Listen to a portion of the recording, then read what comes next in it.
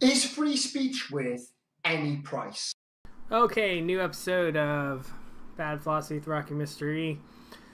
I picked a very appropriate one. It's on free speech. It actually illuminates a lot of the issues, since Rocky Mr. E is apparently the person who got the series flagged and banned from YouTube for harassment.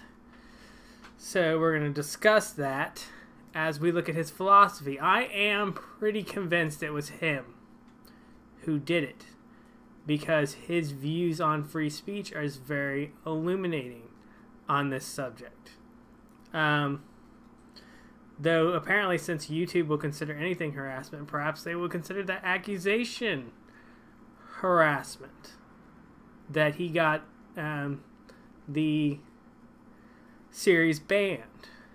But I don't care. Let's go on. It's a common suggestion that free speech should never be curtailed, while any kind of attempt to do so is thought to be oppressive. This view is often considered the bedrock of modern Western civilization. He makes it sound like absolute free speech is this Western value. Not even in the United States, where we're actually much more tolerant of even kind of vile, hateful views than European countries are. There are many countries in Europe you'll get arrested for being a Holocaust denier who circulates like pamphlets that promote Holocaust denial. You will be arrested and you will go to jail for that. So this idea that absolute free speech is something that he's going to talk about limits to free speech. I mentioned what limits I consider to be limits to free speech in the Banned Socialism video. He's actually going to even contest that. It's kind of weird. But we already have limits on free speech. Because he believes in this nonsensical view of rights, he doesn't seem to get that the only way you can limit free speech is when it's limiting other people's rights. So he doesn't even appeal to rights this entire video. He doesn't appeal to rights at all, which is kind of puzzling. Conversely, this belief can be juxtaposed alongside the opposite extreme, where no free speech should exist at all, and that every single word is closely monitored in some sort of Orwellian dystopia. You know what an Orwellian dystopia is? The USSR. That is an Orwellian dystopia. Orwell's 1984 is just a disguised polemic about the USSR. It's not meant to show you how the future of man is moving to. He's not saying that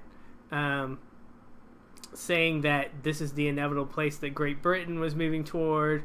He's just showing how the USSR became what it is and what kind of values lead to totalitarianism. That's what he's doing. What's funny about this, Rocket Mr. E will claim that it's Marxists who are arguing for absolute free speech, and the reason they're arguing for absolute free speech is so they can lie. But the USSR is specifically a government that limited free speech in the way that he describes as an Orwellian dystopia. People often greatly value free speech because they see it as an essential part of individual liberty, and in many respects this is true. But this is often so highly regarded that little consideration is given to the consequences of these values.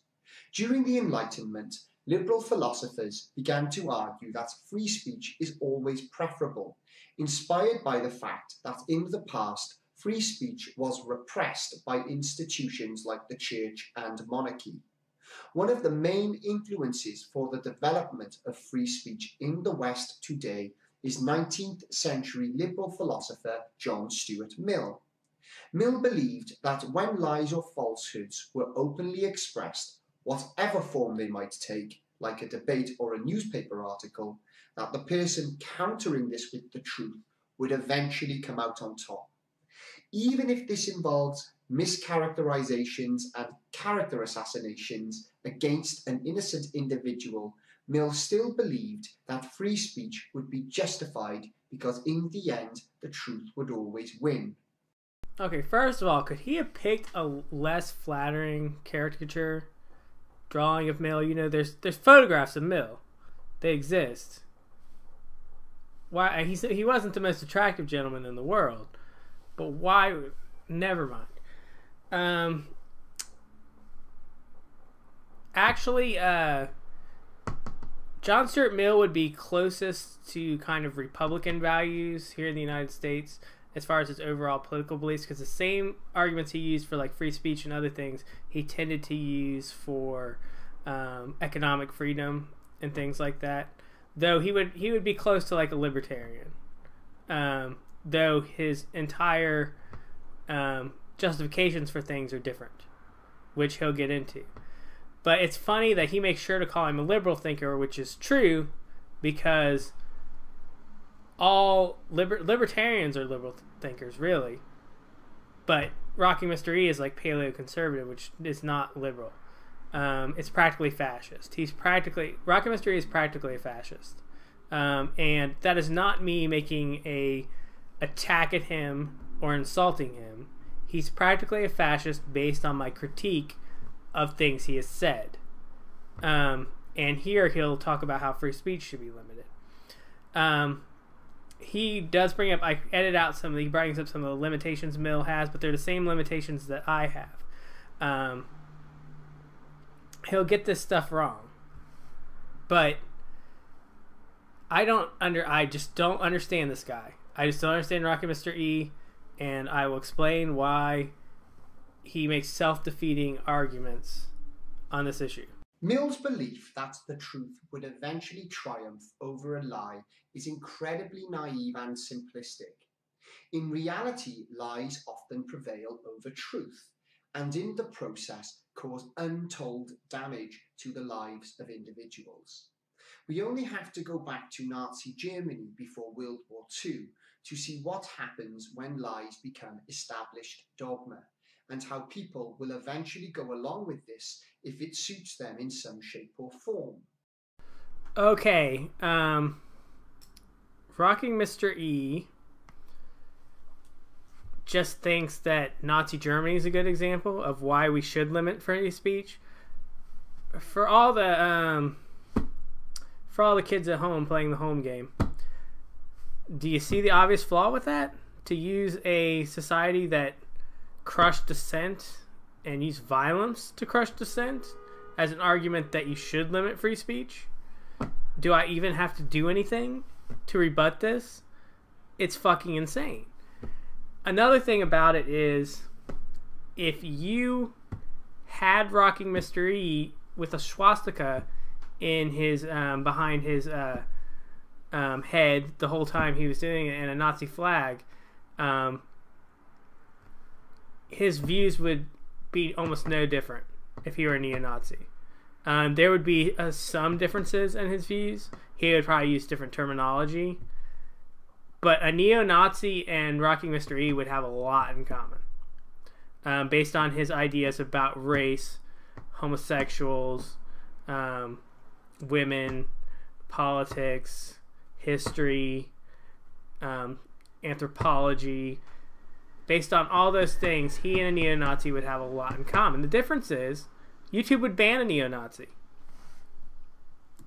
This is testament to the fact that many people are irrational and prefer the convenience of lies if it suits their purposes, even if this means supporting a system that eventually erodes their own rights. This denial of reality often occurs because many lies are predicated on emotion, and emotions are very dangerous if disconnected from reason. Okay, Rockin' Mr. E. Yeah, all moral imperatives are somewhat based on your values and desires, which are somewhat emotional. We'll get into this later because he tries to claim utilitarianism is relativism, which it isn't. It's actually an objective moral system. The difference is I don't like those values. In fact, one of the arguments I make against utilitarianism is when utilitarianism gets the wrong answer, or what is perceived as the wrong answer, it's specifically an emotional reaction. And utilitarians like Peter Singer actually make the same argument. They're like, but because it's an emotional reaction, we should get rid of those emotions and just think about it rationally.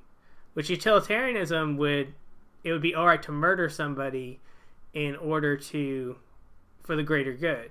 Whereas in Kantian ethics, that would never be permissible. And my reaction to that is not a rational one, because, like, say we are in a situation where we could all possibly die, but if we kill one person, let's say it's a group of 10 people, if we kill one of the people right now, none of the rest of us will die. Definitely none of the rest of us will die. But if we let that person live, there's a chance we could all die. I would take that chance that we'd all die rather than murder that person. Some people would murder that person. It's completely an emotional reaction. It's like, who do you care more about? Do you care more about what horrible thing you have to do, or do you care more about the chance you might die? That's actually, like, you could argue either of those choices is rational, because in one I'm valuing the other person as intrinsically good, which could be argued to be rational. But in the other one, I'm just caring about my survival, which also could be argued to be rational. That's two answers both of which could be argued to be rational. It's an emotion that leads to the decision. Marxists regularly spread lies that pit different people against one another, whether it's men against women, homosexuals against heterosexuals, black against white, or working class against middle class. Now, the thing about Rocky Mystery, I don't know why he's going on about this. I noticed that he says working class versus middle class, which, it's weird if you look at political history. Really poor people and really rich people tend to have a political alliance. It should really be the very poor against the very rich. It's actually the middle class that kind of allows this to happen, because the middle class is too complacent and their life is too cushy for them to really rally against the very rich in capitalist societies very much. Some of them like pay lip service to it. That's why, like, you see like the very upper middle class liberals who have all these liberal causes, but yet they live such a hedonistic life. In the United States, we have that a lot. I live in one of the most affluent cities in the country, but also one of the most liberal thinking cities in the country, and I see that constantly. Like, people who like talk about how they care about the poor, and then drive around in a car that if they drove in like a less extravagant vehicle and gave some of that money to charity, it would go to a lot more good. But they spend their money on extravagances while paying lip service about how they care about the poor. It's really weird. But usually it's the poor who suffer from misinformation. It's the poor that are easily manipulated because they don't have as much education. They're the ones who struggle to survive. They are the ones who don't have enough time to research things. So lies manipulate the poor much more easily. I don't know what Rocking Mr. E is saying. Like, middle class educated people and rich people will be victims of lies. They have no excuse if they are. The poor actually have an excuse if lies manipulate them. Because their ability to fact check things and their ability to get education is greatly limited. Marxists are experts at examining a social and economic structure and creating false theories that foster resentment and jealousy towards those that are successful or happy. They do this by appealing to the envy of individuals desperate for a scapegoat to blame for their own misfortunes or shortcomings. Now, Rocket Mystery is always talking about consequentialism, and capitalism is inherently consequentialist if it's unregulated. If it's completely unregulated, it's inherently consequentialist because it's the consequences of your actions that lead to your success. And the only right you have is to your own success. So it's inherently consequentialist. Now, if you argue for regulated capitalism, you can negate that by arguing for regulated capitalism, a little bit at least. But it's inherently consequentialist. If you're just going to be like a hardcore capitalist, like no regulation whatsoever, no redistribution of wealth, no controls, no social safety net, the more hardcore capitalist you are, then the more consequential it is. Rocky Mr. E is also a hardcore, because he's an MRA, he's a hardcore biological determinist. He is a race realist, or at least someone who has sympathies toward race realism, because he seems to separate himself in his race video from the race realists, not say he is one quite, but he basically makes a race realist argument. But here's the thing, like, even if these libertarian guys who are race realists were right, and like some people's ethnicity inherently makes them inferior in a capitalist system, then taking care of those people and giving those people a chance to succeed on the level that they're capable of would not be wrong. John Stuart Mill was a utilitarian and thus believed that the greatest good for the greatest number was always preferable. When challenged about the consequentialist implications of his beliefs, he would counter them by suggesting he was a rule utilitarian. This means that rather than accepting that any outcome was preferable if it led to the greatest good, there would be caveats in place.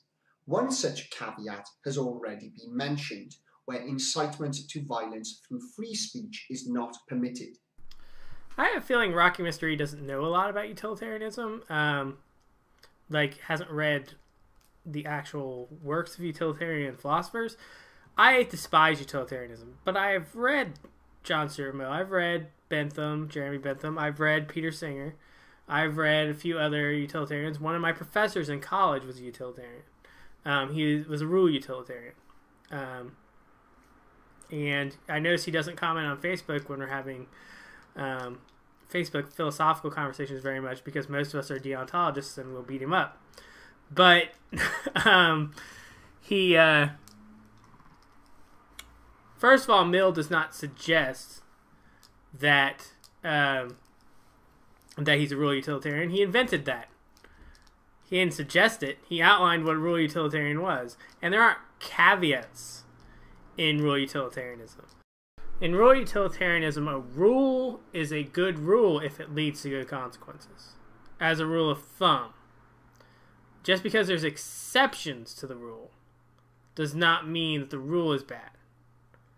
So that's what you base what is good. If a rule can be said to lead to good consequences, because there's too many problems with act consequentialism.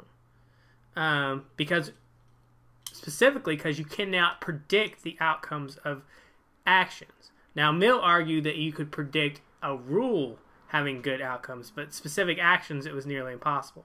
That is rule utilitarianism. Rocky Mystery doesn't understand it. He just thinks that, like, it's utilitarianism, but you made some caveats that are rules. I don't... So, yeah, that's the difference. Mill seemed to think that free speech always led to the greatest good because it provides an opportunity to expose falsehoods alongside the truth. But this idealistic premise overlooks the fact that in reality, a lie can often win over the truth. Irrespective of these philosophical flaws, this doesn't stop people regurgitating opinions on free speech that mirror John Stuart Mill's.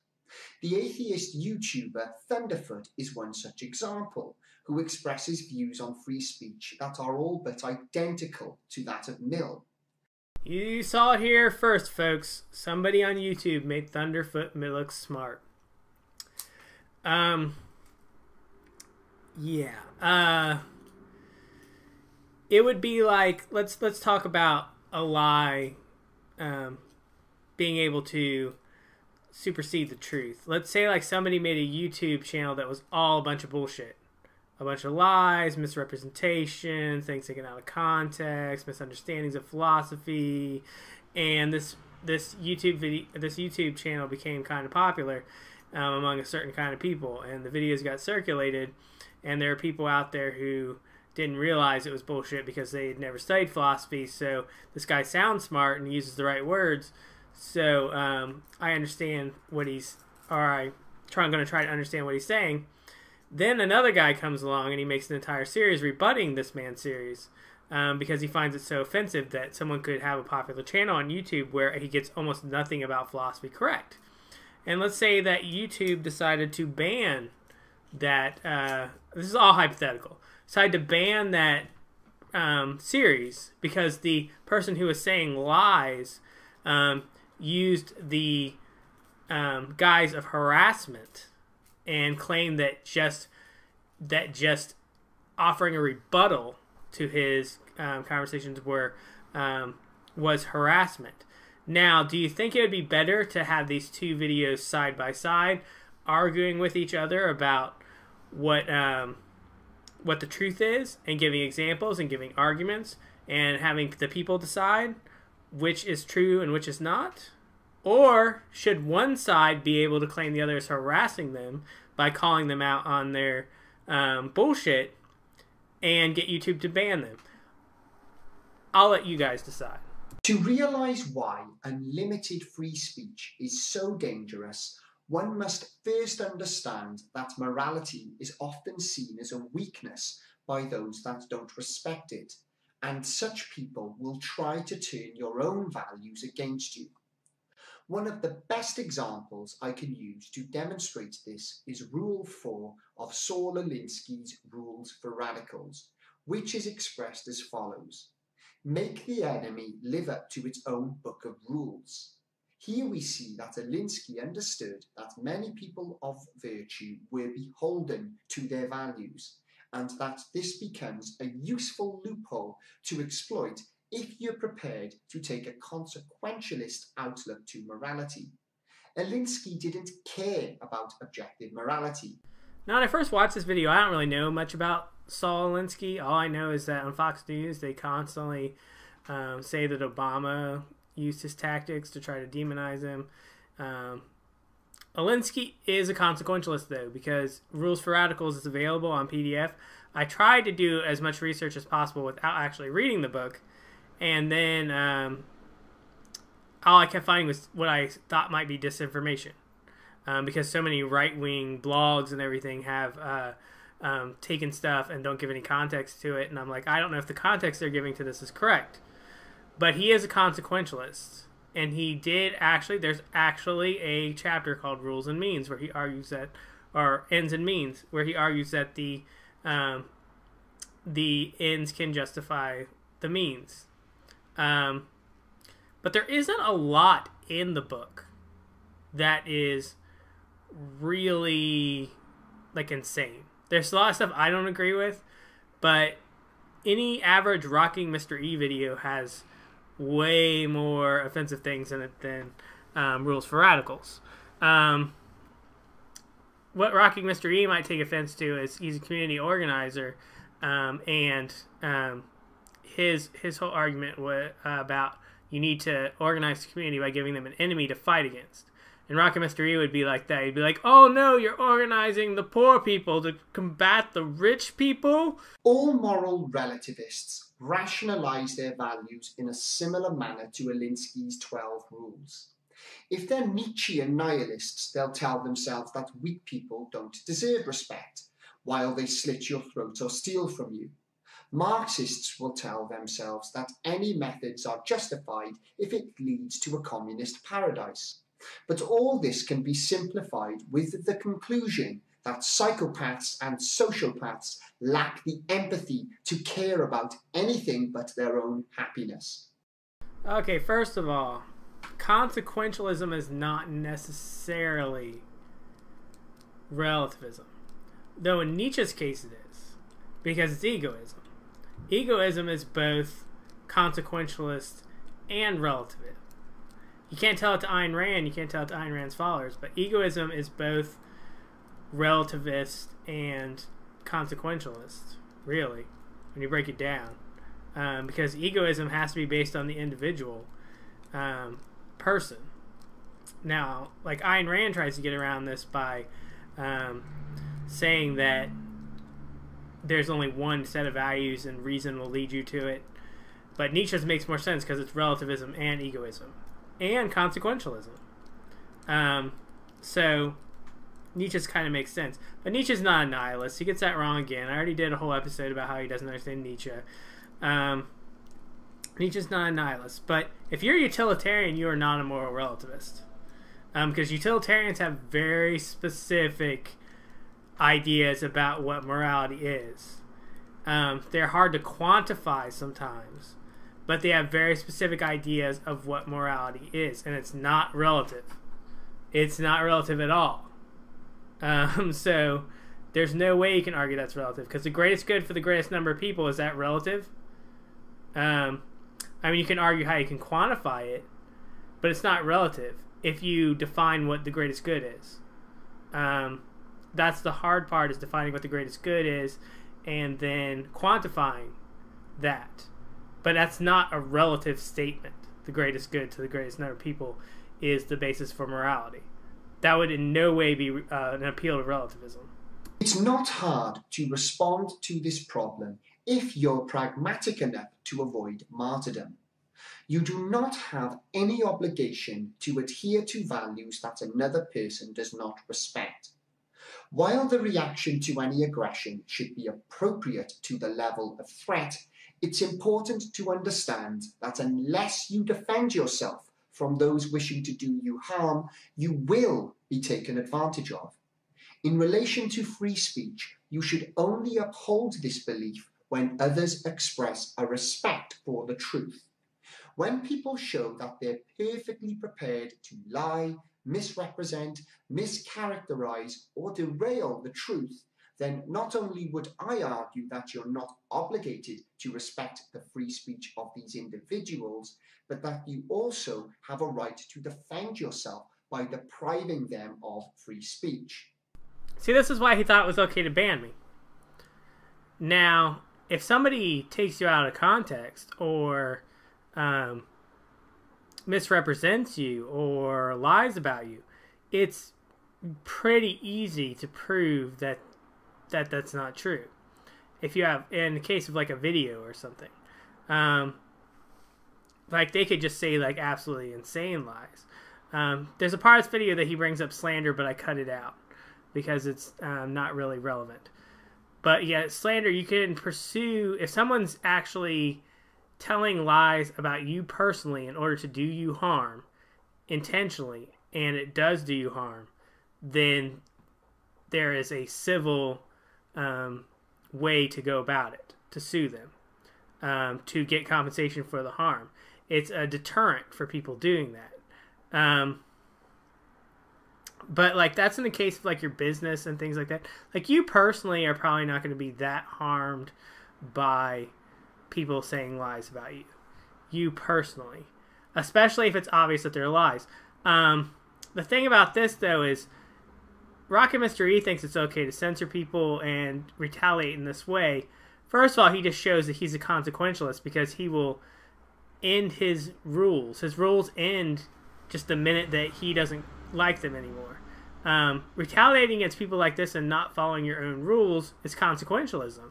Kant made a big deal about how you do the right thing. You follow the rules of reason, even if it means the end of the world, which is an extreme statement that that a lot of people have a real problem with. And it's hard to like argue that you could do that. But if you're going to argue that deontological ethics are objective, you have to say that that would be the right thing to do, even if you don't think it's the practical thing to do. He's just saying you can abandon your ethics when it's convenient. So, myriad of problems with this. It's like when War Corps accused Tool Time of taking him out of context. And Tool Time responded, he said, well, if I took you out of context, there's an easy way to prove it. Show the original video, and then show my cut of it, and show how I took you out of context. And War Corps, of course, wouldn't do it. You get accused of this stuff all the time. People accuse me of doing stuff like that. Misrepresenting, or lying, or not being fair, blah, blah, blah, blah, blah, blah. And I asked them to tell me. And they won't. And they scream up and down, they stamp their feet, and they just tell me that I've misrepresented them or lied. Now, Rocky Mr. E just says if you perceive that, you can do whatever you want. Which is insane. That's basically what he did to me. I told the truth, and he couldn't take it. And he decided it was a lie. And then he... this is actually a justification of immorality, not a moral argument. This is no different to retaliating when faced with a physical threat of force. The fact that many people are unable to draw the parallel between verbal and physical aggression is an unfortunate flaw in the present human psyche. Because most people are sane. Like, Rocky Mystery is not a sane human being. Most people, like, understand that you can be hurt if someone comes after you. Like, what he describes as, like, an appropriate response is exactly how you could do self-defense when someone's attacking you. You're not allowed to use deadly force when someone's attacking you unless you're in imminent danger. You're not allowed to use deadly force. But he's, like, saying the same rule applies to speech. Does anyone really believe that? In a less formal setting like YouTube, it's perfectly within an individual's right to use the block function provided on the site to stop people abusing free speech. It's the duty of each of us to hold people responsible when exercising free speech. If people are quick to present falsehood as truth, whether this is done deliberately or not, they should be held responsible for their actions. Here he makes like a confusion that everyone makes. You're not guaranteed a forum for free speech. People just can't block your own forum. Like if you want to distribute flyers about, or your own newsletter about something, the government can't restrict that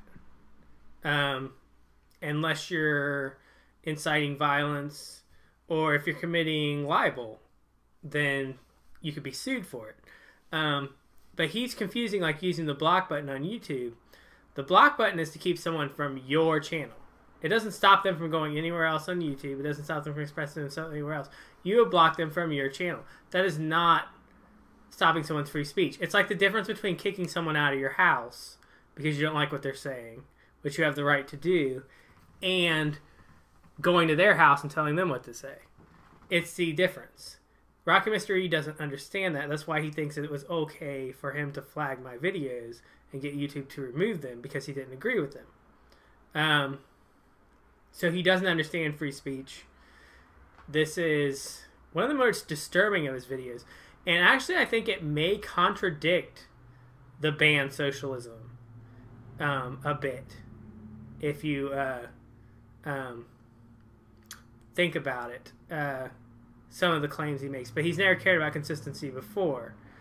But he's basically saying that he is the arbiter of objective truth, and he should be able to decide what's objective truth and stop anyone from saying anything that he doesn't think is objective truth at any cost. That's essentially his argument in both Ban Socialism and this video.